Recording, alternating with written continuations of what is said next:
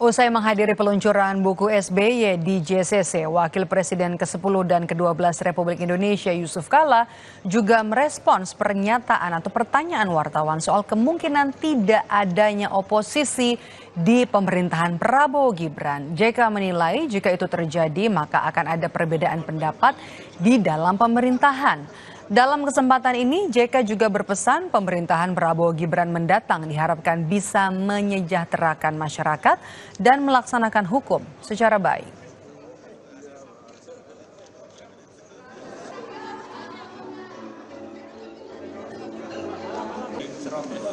Keluar pagi-pagi itu pemerintahan yang baik lah, mensejahterakan masyarakat dan melaksanakan hukum secara baik.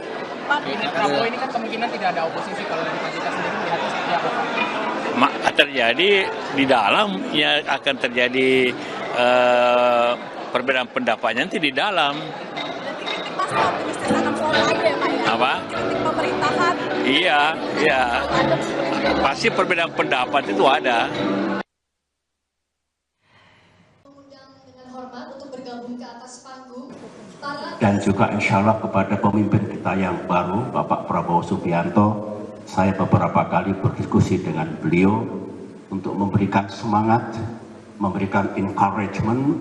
Kalau nanti beliau juga menghadapi tantangan seperti yang kita hadapi dulu, menghadapi persoalan, ada pro dan kontra, saya akan menyarankan ini biasa. Begitulah pemerintah, begitulah pemimpin, begitulah demokrasi.